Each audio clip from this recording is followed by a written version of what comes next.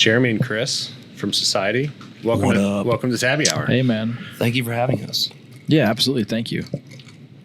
Great to have you guys. So, kind of just want to jump right into it, kind of getting to know each other. But, where did you guys grow up? And then kind of want to dive into how did you get started as business owners here in Greenville and kind of the creative journey that you guys have been on. Super cool swag you guys brought us today. Yeah. We're all Super twinning cool. in some way today. Right. We didn't plan this, by the way. I just really like this hat. It's a dope hat. I have one of the hats. I should have worn one, and it would have been just the uniform. I mean, it's a sick hat. Yeah. Appreciate it. You want to kick it off, bro? Yeah, sure. So I own a catering company called the Uptown Company, and I met Jeremy about 3 years ago. We were doing a lot of work at the time, and he his White Rabbit Supply Company, which he'll talk more about later, I'm sure, was having their first anniversary party, and he hit me up and he said, "Hey, man, you want to do some food?" So we did some food, and we did a smoked alligator, which was a lot of fun. Yeah. Nice. Oh, yeah, smoked alligator. We did. Where'd you get the alligator So at? good. So I have a guy. Everybody has a I guy. got a guy. Got a gator plug. I got a guy. So I have a guy in Louisiana that I call. Of course. I was thinking Florida, and it's definitely Louisiana. Yeah. Come on. So I got a guy. I give him the amount of people that I have, and he says, okay. And then he literally hangs up the phone, and he'll call me back within a day. And he says, I got this many pounds of a gator, and do you want me to ship it? And then he'll ship it. It's got a bullet hole in the head, and it's all wrapped up in a little cooler. And then I feel like this guy talks like Bobby Boucher. Oh, Dude. he definitely does. And the gator's wild when it comes in. It's yeah. like a box this big, and you're like, what? And then you listen. Unwrap. The first time I was like, this is It's like a definitely not the mattress gator just that I swells ordered. up. No, it totally was. It was awesome. We just got real derailed there. But Sorry, you I'm sorry can't- about that. You can't without. I mean, you say gator. Like, where do you get gator? Where do you at? go with that? Yeah, a rabbit hole. But you're from here. Yeah, so I'm from here. Like I said, I own a catering company. That's how I met Jeremy, and we started talking about the idea of a restaurant. And next thing you know, here we are. So, Jeremy, you were just bringing him on for events, just to do caterings. Yeah. Small Well, events, before I right? ever did Society, I had a clothing company called White Rabbit Supply Company. We did a big initial launch party at Vine, right across the street from us now. Yeah. Nice. And then when 1 year came up, we're just like, let's do a big birthday party for White Rabbit, and we rented out Revel and The bowling alley. the Well, event Slash place above. event. Oh, the event. Stone I mean, Pin- it's Stone nice. Pin is the bowling Revel, alley. yeah, Revel's huge. Same Yeah, building, so though. it's a dope building. So we did the first one there, and I had met Chris through mutual friends. And that was super fun. That was a good success. Year 2 came around, and I was like, well, the first one was good. Let's do Revel again. Actually, year 2 would have been 2020 at that time we were still at the 11 p.m. curfew, half capacity, and I was like, well, I want to do a party, but like half capacity, like where does that make sense? Revel made sense again, and also as being good friends and good hosts for events. I was like, Revel's got a capacity of like almost 600 people. Yeah. So I was like, cool, half capacity, we could still put 300 in, and it's no problem in terms of adhering to the half capacity. And then like the week before the event, they're like, oh yeah, full capacity. I'm like, all right, let's go. And so we did it. Chris catered that one again. And in the process of all that, we just became good friends. Chris and I, our mindset and values and goals that we want to achieve line up very well. It's one of the things that it clicked so easy and effortlessly between us two, that when the moment came for Society, that I was like, yeah, cool. My mom was a good cook growing up and taught me some things, but I'm by no means a chef. I penned a menu, and then I was like, well, maybe we should get a professional second look at this. So I just want to know what the menu would be if Jeremy was making the food. Like, what would that menu look like? Is it ham and cheese sandwiches? Close to what it is now. Oh, okay. Yeah. You guys go. All in all, I mean, we've done some menu changes, so this percentage has probably shifted a bit. When we opened, it was more or less 50-50, Chris and I, of different ideas and all Chris's recipes, but ideas of what we wanted. No, but you brought a lot to the table food wise. So yeah, Let's take it back prior to kind of ideation. Like, how did Where did society's inspiration come from? So I guess let me dial back real quick. Jeremy Krauze, born and raised Baltimore, Columbia, Maryland area. I moved to Spartanburg when I was 17. My parents had retired and moved down here, and still being young enough, I'm like, well, I guess I have to go with you.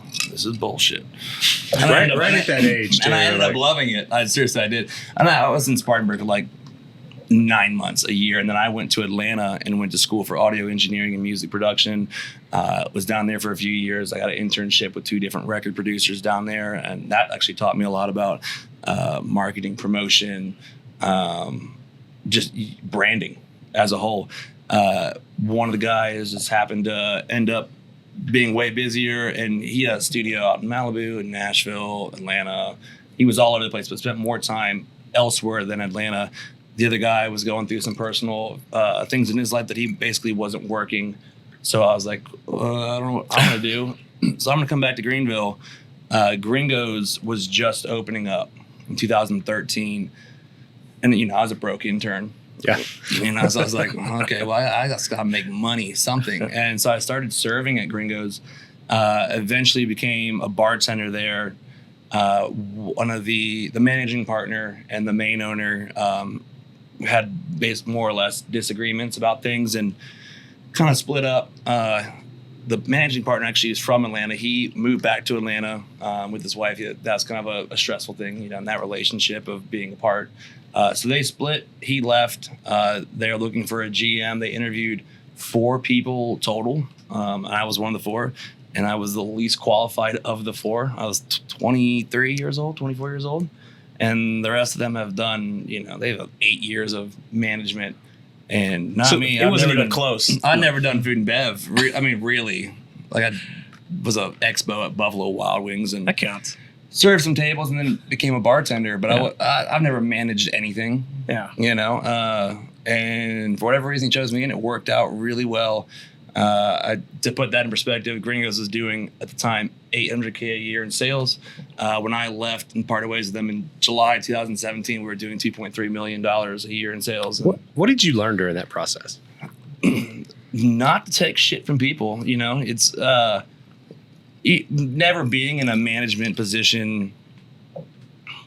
Managing, ultimately, you are the guardian of the business. Your job is to be the one that makes sure things are right, that they were testing you. Yeah. You were the young guy. You gotta make sure staff is performing, doing their job, that, your P&Ls of what are we spending? What are we making? Cool. We did a $10,000 night, but we also blew this much on liquor and food and payroll this week. Like, finding that balance. Are we making money? Or are we just, spending, we're breaking even?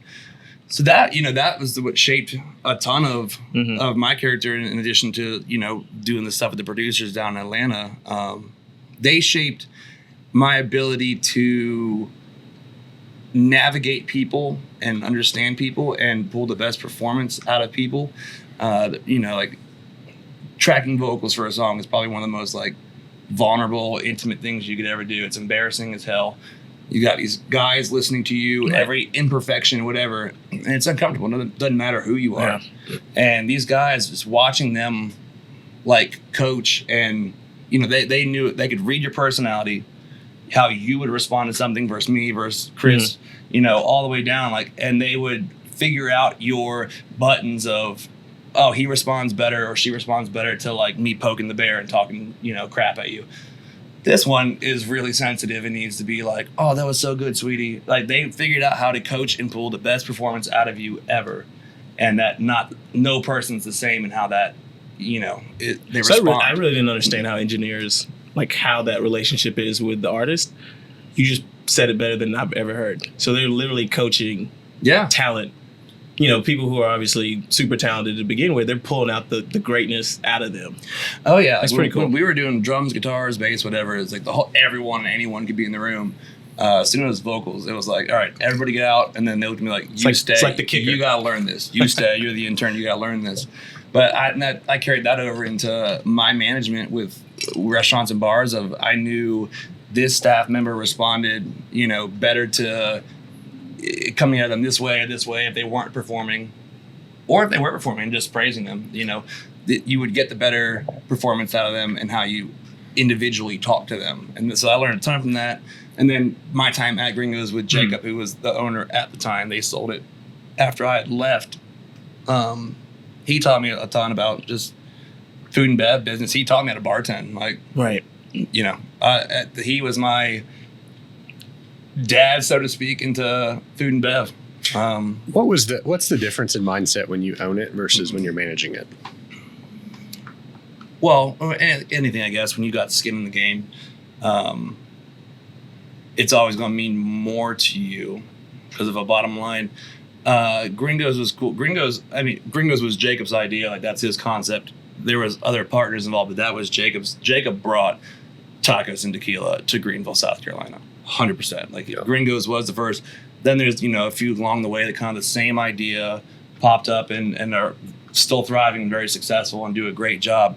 He was the OG because he's from Southern California, and this concept was huge there, but nowhere here.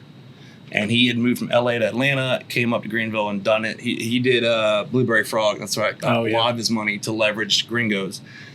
So he owned Gringos. It was his concept, but like Gringos branding initially was mine, 100%. Like, he just let me run at it, and I did whatever I wanted. And graphic design, the Instagram, all the marketing. Like, he's like, his literal speech to me on my first day as being the GM was, run at it. And, if we think that something's wrong or you go too far, we'll dial back and we'll let you know. Good luck. And he walked out. I'm like, okay. and it turned out great. So for me, like, that's cool. I had attachment to Gringos, even though I was not an owner in it. I had an attachment because of a lot of the blood, sweat, and tears that went into achieving what that business achieved in that time frame. But yeah, owning society, crafting society from the ground up. I mean, aesthetically speaking, we didn't hire an interior designer. We had me. I'm a graphic designer, and I would take photos of each wall and just sit there and just Photoshop and roll through and see what looked cool. When I signed that lease, actually October 16th will be 1 year since I signed the lease on that space. I remember signing that lease. Landlord hands me the key, says, "Good luck. You deserve this." She rolls out. I remember sitting there for like 2 hours by myself in just total silence, like looking around the room, like, just picture. Where do we start? Yeah. Like, I know what I want to do, but like, not aesthetically necessarily. So what was it? It was just an empty space. I don't really know. So more famously, was known as Charlie's Steakhouse. If Charlie's Steakhouse was still open this year, they had a checkerboard floor, right? What's that? Did it have a checkerboard floor? No. So that's the in between. Charlie's Steakhouse would be celebrating 100 years of business this year if they were still open. Wow. Basically, they shut down in 2015, and my landlord is KF Stration. She is, I believe, the granddaughter of Charlie, and she was running it to the end.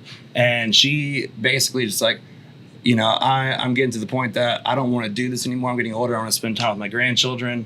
Nobody in the family wants to take this over. We had our run, sweet, and it was just done. They own the building. They're cool with that. Bottle Cap Group came in 2017 and opened a 24/7 diner, which that checkerboard floor came from. I got you. They completely overhauled Charlie's Steakhouse. I think they ran for 4 or 5 months and then were done. And then the space, for whatever reason, just sat vacant for 2017 to that long. We signed in 2020, October 2020. They were probably like, thank God somebody took this off. Yeah. It's weird how time works out. March 2020 was almost when I took that space. And 4 days before signing the lease, the whole world shut down with COVID. Yeah. So it's like, well, how do you proceed Not a great time to buy a bar. Right. Right. And so we sat through, and then that's when Chris and I started conversations about the concept. I knew I wanted the sandwich bar, ramen, all that. And I called Chris and was like, yo, let's get a beer. I think it was like February probably. Because I was shopping things still. And we sat down. I was like, this is my menu. Like, what do you think of this? And he's where did that? It's so unique. Sandwich and ramen. It's such a West Coast ramen feel. Yeah. Mixed with like a Midwest sandwich. Right. Well, it's cool. And Chris actually said it best to me. Like, in my mind, it never clicked in this manner. I'm just a huge ramen fan in general, and sandwiches also hell yeah, like, I'm here for it. It's Who doesn't fun. love a sandwich? It's like tacos. You can put anything Everybody loves between a bread, sandwich. and it's Yeah. probably going to be awesome. Yeah. And the best way Chris described it, which was like the tie-in of like, how do we describe this? Because this isn't like anything in Greenville. And I mean, the people that we did share it with was a very polarized reaction of like, you're doing what? Oh yeah. And then Chris said, very few people were excited about this when we told them what we were doing. like, you're doing what? Were they just confused, or what was it? Super confused. Like, what is this? honestly, like that face of, please don't sink your life savings into this. This is a bad idea. But the best way Chris wrapped it all up was it's a modern take on the American classic of soup salad sandwich. Dude, that is and sick. Say that again. The modern take on the classic American soup salad sandwich Yeah. of, our soup is ramen, and and I actually sandwich, obviously it's Society Sandwich Bar and Social Club. You the emphasis is on that, and the idea is they're like Shameless plug. 3.5. Shameless plug. Blood. Don't eat sandwiches. That the idea is basically kind of like tacos. They're 3.5-inch sandwiches to 4-inch sandwiches, and the idea is you get 2 or 3, experience a couple of different flavors. That's what I love the price point that you Yeah. guys have. It's $6. You Comes get a snack, really good sandwich. It's like a or snack, like but pig it's out. flavor. Like it's Yeah. really well done. And Well, you it's guys are not a taxing. it's You're not not a taxing for commitment. like $12 for a sandwich. It's $6-7 And bucks. it's not like fast food. No. But You- it's not a 9 or 12-inch commitment. Right. It's Yeah. 4-inch sandwiches you can get. We're not 2. trying to be the biggest sandwich or like how big can I make this fried. That's not our. We're trying to be MO the at all. smallest. Yeah. And they're not sliders. Everyone's like, so they sliders? I'm like, they're not. They're bigger than No, sliders, it's but the they're not a perfect size. huge thing. But I told Chris, it's like, dude, mark my words. Like, we're gonna announce this in about 2 or 3 weeks. Ramen's gonna steal the headline, and we're gonna get judged unmercifully. Unmercifully. Ramen is such a cult following, and not oddly enough, Chris is very talented, and I believe obviously in everything he's doing. More than ever, like huge, awesome response to the ramen. But there's others people like, these guys are stupid. This is bullshit, and it's because they're the purists. And we were very afraid of the. I lived in Japan for 3 weeks, and this is nothing like real ramen. What was in the ramen that we had? It was like okra. You had fried okra. Yeah, which is a so- great southern And I was twist. like, I saw it on the menu, and I can't remember. You guys have dope bartenders. I can't remember the guy that was there that day. He's like, dude, just try it. If you don't like it, I'll buy it. Which, I wasn't gonna let him. sounds like Tyler. Yeah, it's probably Tyler. So thank you, Tyler. Thank you, but Tyler. that voodoo ramen was fire. Like the broth was amazing, and just the flavor profile was stupid. It was just like, Thanks, man. oh, yeah, it's good. Well, it's not pho. It's not. No, dude. It's Well, honestly, we're trying to stay away as much as possible. We're steering people away from thinking that it's in any way traditional ramen. So it's a 3-day tonkatsu pork broth. That's very traditional. It's a good wheat noodle. That's very traditional. That's kind of where that stops. And that's where we wanted to stop. That's the canvas. That's where we can say, okay, it's this base flavor. Where can we go from here with really fun, innovative flavors that are not like what you would get if you lived in Japan for 3 weeks? So where can, is ramen like Southeast Asian gumbo? Like, what would you call what the? I mean, because I don't know. Everything was in there. Honestly, ramen is such a, like, if you go over there, and I unfortunately have not been, so I'm not speaking from experience, but in my mind, it's a very street-friendly food in the sense that everybody eats this. This is something that everybody eats. Yeah. It's a communal food. It's a family food. Very much a blank canvas. You can get it in a broth. I mean, stir-fried, no broth. Like, it's kind of like tofu and chicken. It's a very blank canvas that you can do whatever you want with, and we chose that's a very Americanized. good way to put it, is that it's personal, and that's what we did at Society. We made it a personal ramen selection to what we want to convey to our audience at Society, and we have really fun flavors. We have a really fun curry bowl. We have a really fun, what you're talking about is the Papa Legba's voodoo bowl. Oh, yeah. So it's fun, man. It's fun. We still invoke those ramen flavors and those classic ramen tastes, but we add a very fun twist that you're honestly not going to get anywhere else, and that's the way we want it to be. It's interesting that you open a social community building society type business in the middle of a pandemic. Yeah, you guys didn't hear about COVID, I guess. There was Wait, what? this thing. COVID? What's going on? See, I guess COVID? Neither- pandemic. But you guys were thinking about probably the same stuff we were thinking about with Tabby. Is it's like people are going to go back out. Things are going to go back to normal. Oh, for sure. To whatever the new normal is. And not to mention the fact that when you're, living in a time when community is such a rare thing to find, when do you crave it more than right then? And your ideas are saying, how can we bring people together? And we really think it's society, just like you're doing at Tabby, that we found a way to bring people together. Where did the inspiration for the red light at night come from? It's super cool. I mean, it's the right light. Yeah. So for me, aesthetically speaking, like I've spent a lot of time in Los Angeles. I love San Diego. I lived in Atlanta for 3 or 4 years. You say Amsterdam? What did you say? Los Angeles. Never mind. Los Angeles. So like going out there, like I knew aesthetically speaking, when starting to build it out, I wanted and I hate the term high end because I feel like it's just someone's excuse to charge you more for something. That's fine. Bougie. Rustic. But a high-end LA dive bar meets Tokyo noodle house meets like retro tattoo parlor.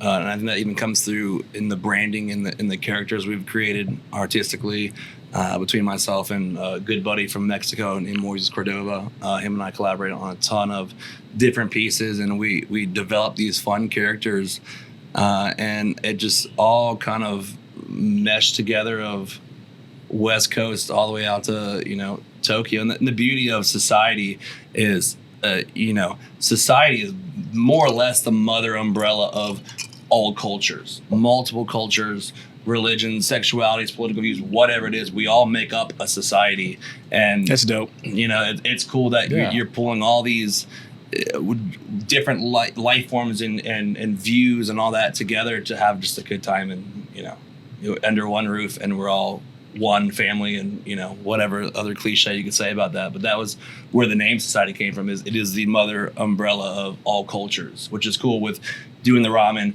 you're taking a very specific culture of food, and then some of our sandwiches from like our farm to table, like so it's like a hot ham and cheese sandwich. You got like a Korean barbecue, you got Italian over here, you got just across the board different cultural flavors that you can experience. And that's kind of the fun part about those sandwiches being more or less 4 inches, that you can be like, I'm gonna have a chicken parmesan. You don't have to be married to one sandwich. Yep, I love it.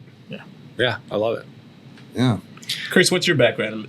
Yeah, so honestly, I'm one of those kids who kind of just grew up in restaurants. So when I was a kid, my dad owned a restaurant. It was called Michael's on Main, and it was kind of a semi-fine dining restaurant. So I was probably...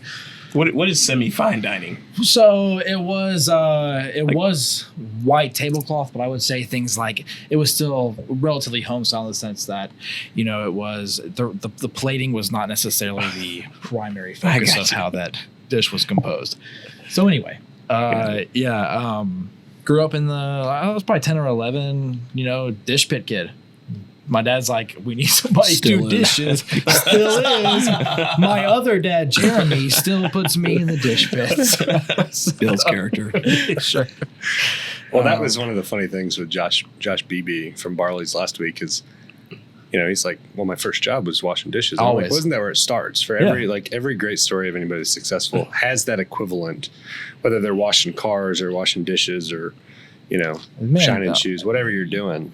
Well, you know where you come from. Yeah. You know where you want to go as somebody in a dish pit. You see the chain of progression, and when you finally get there, you appreciate each level that you hit because you've been there. Yeah, you do it enough. You're like, I don't want to do this anymore. Yeah, I'm good at this. The dishwasher in every restaurant knows everybody's everybody's shit. Because everyone comes back there and then is just venting about that taste. Like the dish. You want to know what's going on in the restaurant? Talk to the dishwasher. Oh, always. Dude, at Gringo's, we had a dishwasher named Miguel, and he was my favorite person ever because he 10 out of 10 lied to everyone saying that he didn't speak English. And I was like, top English on the side. I looked at him and I was like, I know you know what I just said. He smiled back, and he's like, he was the best secret keeper, gatekeeper of all sins of that restaurant. Anybody in restaurants knows. Like, talk to the dishwasher, and you'll know everybody's. Everybody's dirt. That's the dirt, bro. Walk away. That guy was my favorite. Well, it's always funny, people that have never worked. And it has to be a small percentage, right? Of people that have never worked in a restaurant. But it's funny. It should be mandatory. It should be. It should be. Sorry. You have to be like 1 year in restaurants. But it's funny because anybody that's never worked in restaurants, if they were to go from one side of that little barrier wall to the other, it's a different person. It's a different world. That swing door saves lives, man. I'm telling you. You're like, and all right, hey guys, how are you? Good to see you. Yeah, that is real life. And it gets worse the later it gets. You guys are up until 2 a.m. Oh, so. Yeah, whose idea was that? That's hilarious. Roy and I have done our fair share of 3 a.m.s at a Waffle House. Yeah, that's the only way. That's the only way. So, dish pit guy. Oh, yeah. So became a chef. Yeah, something like that. Kitchen Daddy. Kitchen Daddy, yeah. Kitchen Daddy. Oh, yeah. That's what I do. That's my trademark nickname now. It's great because people that don't know will be like, oh, that's Kitchen Daddy. And I'm like, yes. I literally just told him today, like, thank you so much. You've given me an identity. I literally have an identity now that I can cling to as Kitchen Daddy. That's hilarious. So, yeah. So, grew up in a dish pit. Probably got to be about 16, 17, was working at a Salsa-ritas at that point. Was like, I can't do it. Solid chips and dip. Solid. For real. Yeah, thank you. It's fine. No, it's fine. That was me. A great job. It is I'm very proud of my time there, honestly. Good stuff. So worked, the typical high school thing, and was still working with my parents, and was like, you know what, I can absolutely not work with my parents, so I won't be doing that. What can I do? I'm going to go back to school. I'm going to work in the banking industry. So I went back to school and then got a job with BB&T in their mortgage department, and I realized that was that coat and tie every day? Oh yeah, and I realized it was hella boring, like the most boring thing I've ever done in my life. I've heard stories you wore slippers. Okay, so coat and tie from coat and tie waist up, but just below the desk. Slippers and it's a party swimsuit from the waist below. But yeah, Chris was 2020 before 2020 was cool. He was Zoom ready. This dude was Zoom ready in 2015. Only everyone saw the lower half. I never got out of my cubicle. But yeah, so I realized I absolutely hated that life. When we need people to do that, so it's great for those that do, and they say this is a great job for me. But for me, I needed to be a little bit more interactive. I needed to feel like I was creating something. I feel like, in my heart, I'm an artist, but I can't paint and I can't draw. But I can do some things on a plate. And I noticed that pretty quickly on. Maybe it's just I was kind of born into that industry, but interesting. Yeah, I was so like, you knew what? You had something. Yeah, and like honestly, I think I got out of it because it was a family business, and that can be a very tough place to be. You have a deep care for your family, but at the same time, you want to create your own path. Even if you like what you do with your family, you still have the urge to be an individual. At least I did. So walk me through that creative kind of. You're creative, but you can't draw and you can't paint. Yeah, so I mean, I think that as far as being a chef, yes, you want to paint your plate as well as you can, but the paint itself is the flavors, it's the texture, it's the combination of hot and cold, it's the techniques. And like I said, from early on, I could really tell that I did have a knack for that. So you self-trained? So yeah, well, I mean, when I worked with my parents at the restaurants and then subsequently the catering company, I was self-trained there, but then... So no like Le Cordon Bleu? Well, what I was going to say is that after I realized that the mortgage industry was not at all for me, not even a little bit, I went back to school. I went to the Culinary Institute of the Carolinas for 3 years. And then I kind of got a formal training and then went and took took the knowledge and the information that I learned and went and worked with my parents again, and ended up buying them out and owning the company, and then made as great a strides as we could. That's where I met Jeremy. We actually won the 2019 Greenville Iron Caterer competition. Nice. And we just won it again as of August. Back to back. Oh, so 2 out of 3. So 2 out of 3 never mind. Greenville Iron Not as Caterer impressive. champions. I'm just Thank kidding. you, man. Yeah. That's awesome. But like I said, just kind of when you realize you have a knack, you And not to toot my own horn or anything like that, but you just No, toot away. I'm gonna toot away. You're nice. Yeah. Just say I'm nice. So like with our Instagram stuff, it's Chris and I coordinate days. Oh, Like, yeah. Well, let's photograph this today, and he'll plate it up and make it 30 times prettier than you probably receive it when you come in, but still fire as far as flavor goes. But he plates it and makes it beautiful, and then take a photo. And You guys just take those yourself? yeah, Just on iPhone. on my phone, edit everything on my phone. I love the Well, new I say iPhone. that. I use Photoshop and Lightroom. Love I'm it. not gonna lie to But the new anyone. iPhone is phenomenal. I want the 12 Pro Max. The is 12 what Pro I Max want. is phenomenal. Yeah, throw that away. The As soon as 13 you is get a even better. 13, throw It's that away. a dinosaur at this point, quite frankly. No, it's amazing. I've played with SLR cameras, and I'm like, at this point, I could take a better photo on my phone. No, it's the That's wild. iPhone 13 Pro Max. I Oh. saw one the other day in cinematic mode. It's phenomenal. That's yeah. wild. It's phenomenal. And Miguel, who's sitting off camera, he has just gotten into. He just got a 12 Pro Max, right? Yeah, and he's like getting into. He sees how dope those 3 lenses are that you can take all these crazy photos, and I'll show him a little bit Miguel, about. throw that phone away when you get an iPhone 13 Pro. You won't be bad. You won't be sad. Yeah, show him some stuff with Lightroom. Truthfully, I think in any manner, no matter what it is, of creating food or even like photography in terms of like in branding and social media marketing, like you don't have to have $1 billion budget to do good anything. It's just understanding what you have to work with and manipulating it to the best of its ability to be cool. Like Chris could open a can of Spam and some 25-cent ramen and make it way better than you at home doing it by yourself and not knowing that. You know what I mean? Like you'd be willing to pay 13, 14, whatever dollars for what you can do because he understands how to pull more or less the best performance out of those ingredients. With photography and cell phones and people that want to dog it, all these marketing companies are coming up and they're kind of talk a bit of their crap about you need us, you need to pay us this insane amount of money. We had a marketing company tell us we needed to pay like $20,000 for a new logo. Yeah, we were like, we're good. Yeah.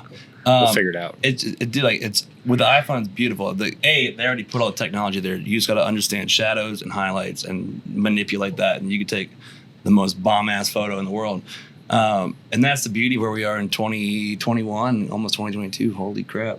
Is that you can remove a lot of these huge expenses to businesses of these marketing companies that they want to scare you into you are not anything without us, and you have to pay us this crazy amount of money. I gotta ask you a question. So you said something about the creativity process, and like, do you think that people are born with that? Like, does everybody have that ability to be creative, or is it, like he could make a 25-cent ramen and Spam look good?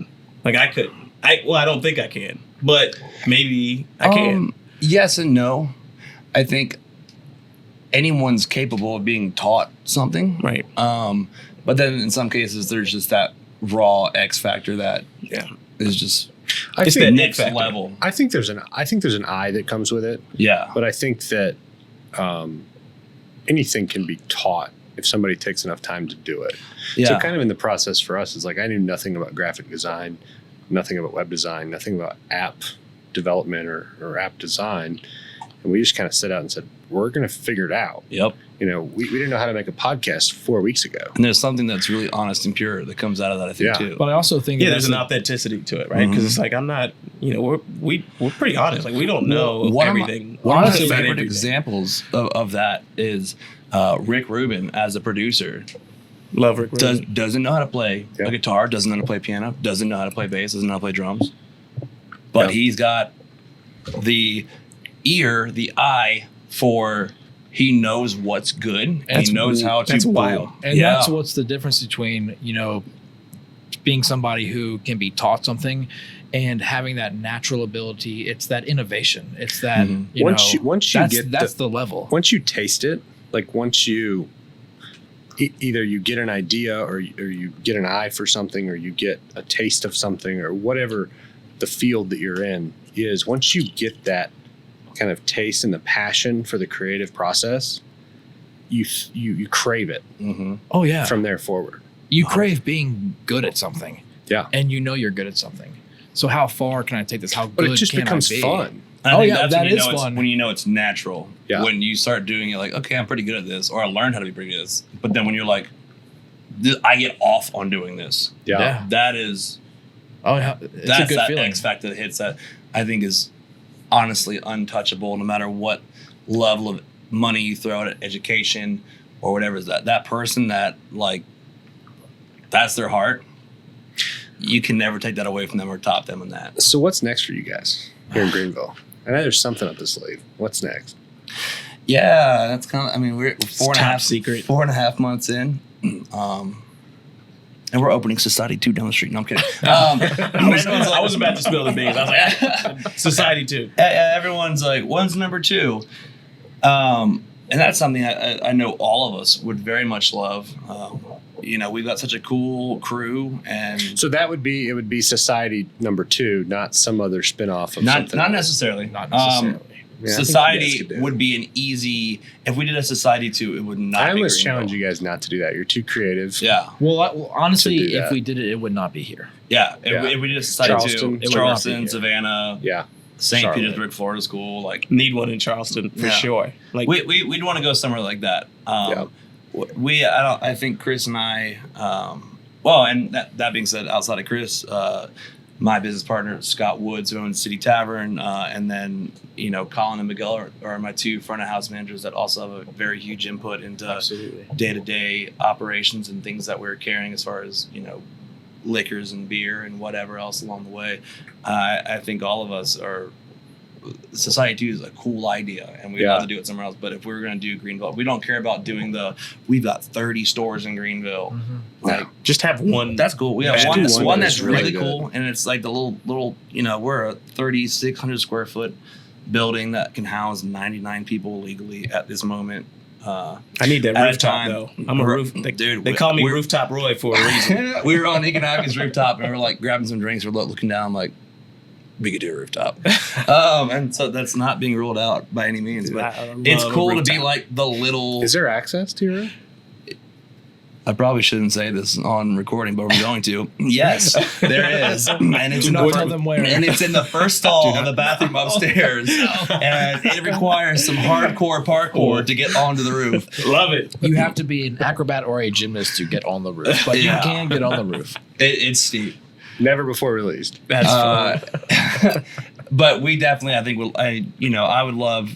I worked my ass off to get to this point to be able to do this, and that comes with a lot of support along the way and backing of talents of Chris and Miguel and Colin and of course Scott and just people that don't even participate in what we do as society, but they're just friends that are like, yeah, you can do it. That's us. That's us. It's a family effort, man. Yeah. It is a family effort. I would love, at some point when Miguel's got an idea and it makes sense on paper, they'd be like, yeah, 100%, let's do that. And that's Yeah. his baby. You know what I mean? Like to be able to provide that ability for him to go and do his thing.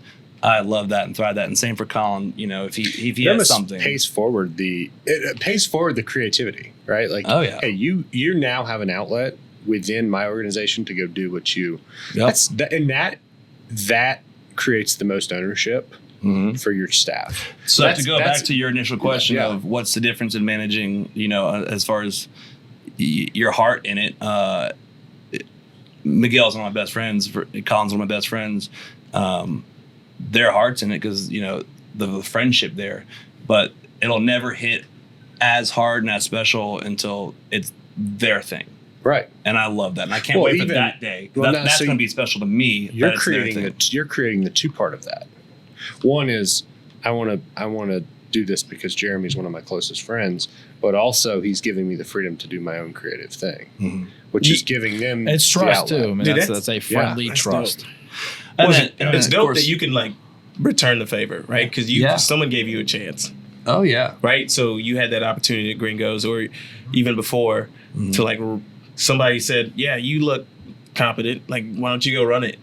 And you've blossomed, right? Yeah. Now you got an opportunity to let these guys chase their dreams, Yeah. and they could say, "Yeah, man, I got my start at Society. Yeah. Jeremy gave me a shot."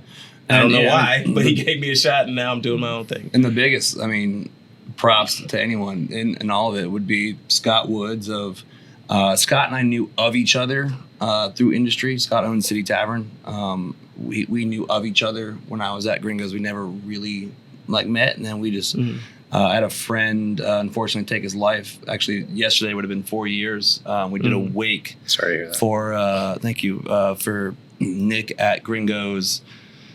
I guess within the week after that, and Scott happened to have been.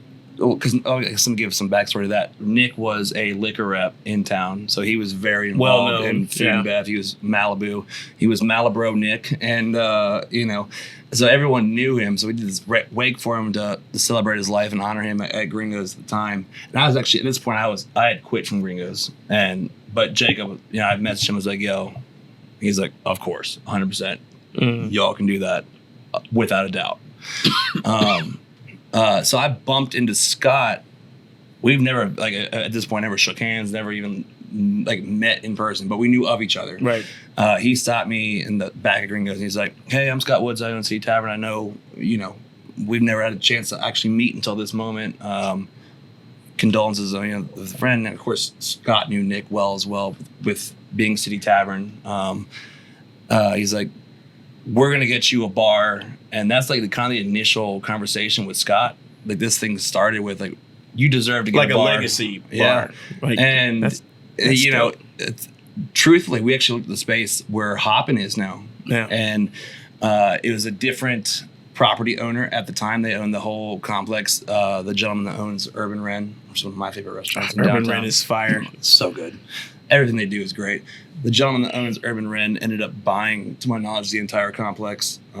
So they probably ended up cutting Hoppin' a way better deal than this company was trying to get me to do. And I'm like, "You're out of your mind." What they were asking for rent. And Scott looked at that with me. And we both agreed. They were like, "This is stupid. There's no way this rent makes sense." And it was a shell of a building. You're talking about every bit of $1 million spend minimum. Just to get in the door. And that's doing a lot of it yourself just to get the thing rolling. Yeah, no build out. You still have to do all that. And that's, again, you personally helping build the majority of it, not hiring out a contractor to do a lot of stuff. Crazy insane. And it kind of, didn't work in that moment. And then Scott and I, for whatever, we knew each other at that point. We would say what's up, and we'd cross paths. And right when COVID hit, for whatever reason, Scott and I, 2 or 3 times, just ended up on the phone early on in March on the phone for 2 hours just shooting shit and talking. And not even about doing something or about business, just life. Just getting to know each other. Yeah. For no reason, for no direct reason of we're going to do that at all. It's just for whatever reason, him and I connected on that level during COVID. And that's one of the most respectable, honorable dudes I could ever. Let's get him on the show, man. He'd be a fun one for sure. Yeah.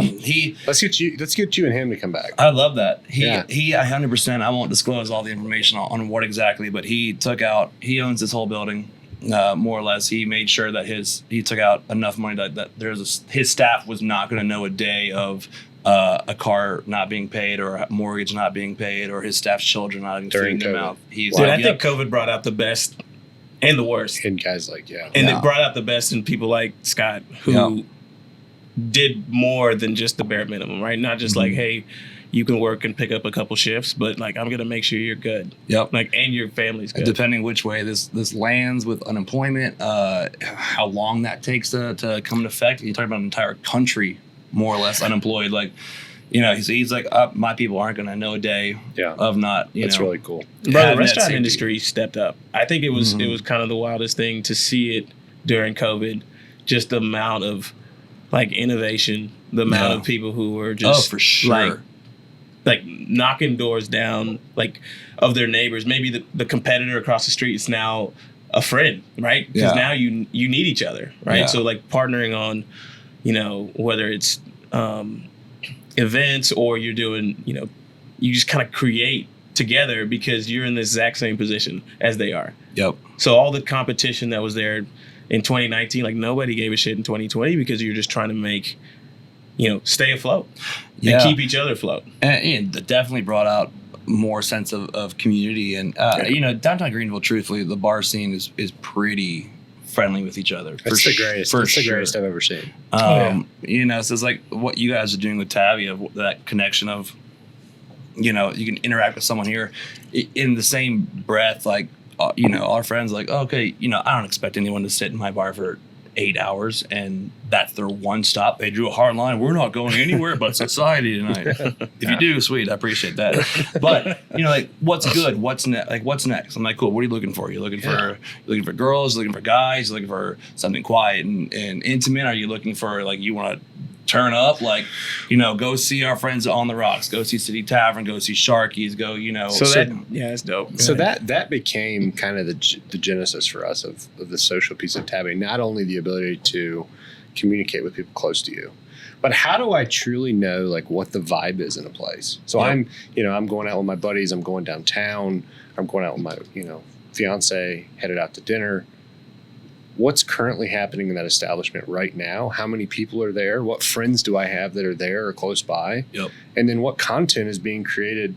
Any content you create goes directly to your page, but what if, because I'm close to, or what if I'm in society and I post a picture, it automatically gets posted to society's page for a time and place, right? So I can look and go, oh, these people are posting this picture at society right now. This is the current vibe.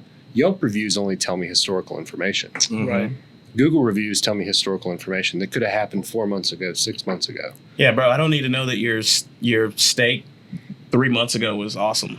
Like, that doesn't help me tonight. And there's truthfully not enough people diving. And this is also, in some cases, going back to the marketing companies that want to charge you an obscene amount of money to do your marketing, but they're not on the ground in your business doing, like, Instagram stories and stuff like that. So, that's cool if someone's a fan of society. They can watch our Instagram. They can see almost real time. You guys have an awesome Instagram, by the way. Thank you. Yeah. You can see, it's popping right now in this moment.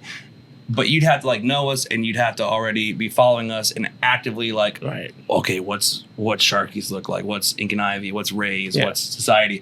What you guys doing with Tabbi, on a map. You don't have to. You might never know what the hell Society is, but because of the ability to use Tabbi, you can get a general idea of what is cool in that moment, or all week long, but specifically in that 30-minute window of, like, oh, Society is the one that's got it going on. Let's go pop over there. Bro, so Greenville's a destination city, right? Yeah. So people come here for wild. It's wild. Yeah, you guys probably think that's, but, like, we moved to Greenville. Yeah. Wild. We're new to Greenville. We've lived in cities all over. Yeah, same. But you come to Greenville and you hear all this stuff about Greenville. You're like, all right, let me go check it out. Let me see what Greenville's about. And I think if you had an app, and that's where we kind of thought Tabbi fills a void of how many people are traveling to Greenville and will walk right past Society or right past Need or right past SIP because the Yelp review from 2 months ago was not great, right? Or nobody ever reviewed it. Or nobody reviewed it because it's 6 weeks open and it's the most lit place in Greenville, but you wouldn't know it because there's not a review. Right. So it's like, how can you get them to understand what the vibe is? Well, we created now? the concierge. Right. It helps you play. It helps you you're plan turning your a night. non-local into a local. 100%. We help you plan your night. We help you interact, then we help you leave. Yeah. That's the whole process. And that's beautiful. Like, you guys being big city and traveling, like, you don't ask, you don't look up a local guidebook that someone, obviously paid to be in. We paid to be in one for Greenville too, by the way. Buy it, support us. But the coolest thing is, like, the best person to go to, and we go on every time him and I have gone on vacation and traveled around, like, we're like, let's go find a bar, and we're gonna ask the bartender what is cool to do in this town. And I mean, your app is the bartender of the people that are going out and having fun, connecting and partying and or whatever you want to call it together. They're your bartender, being like, yeah, Sharky's is the jam tonight. Eddie's awesome, go there. Yeah. And, and that, like, live real-time feed of, okay, cool, the party's moving on the rocks, head down that way. Like, that's Bro, we just want to connect brilliance. people. I mean, we want to connect people to places and events and, friends. Yeah. And I think it's kind of one of those things where we've all traveled. I think you guys could say the same thing. And you go to a city like New Orleans, right? Everyone knows New Orleans it's going to be fun. Yep. But not if you don't know where in the French Quarter to go, right? Yeah. And then you go one street over, now you're in the wrong part. Yeah. Right? So, like, there's all these cities. Bourbon Street. Yeah. You're like, yeah. But you don't know, like, but the you like cool Canal Street's pretty dope, too. Yeah. And it's just, knowing your surroundings and not being a stranger in any city. If we can create an environment to where everybody is a local, like you guys were saying, Yep. that's dope. Because that's what you want. You want to go somewhere and feel like a local. Yep. So we feel like Tabbi can do that. Agreed. Allow people to go and explore cities. Well, it and just get goes to know back them. to that Tabbi can eliminate the awkwardness. Yeah. Yeah. The awkwardness of not knowing where you are, not knowing where to go, Yeah. not knowing who to talk to, not knowing if you should talk to. I mean, Right. Yeah, it Should I eliminates awkwardly that. sit Should I- here Yeah, exactly. and wait for a party to pop off? Right. I look forward to integrating into society. Let's go. Very soon. dude. Thanks for coming on the show, man. Yeah, thanks Dude, for being thank here, you for guys. We're out having of us. time, unfortunately, I feel but Oh. we'll Thank you very much. everybody go check out Society if you haven't been there.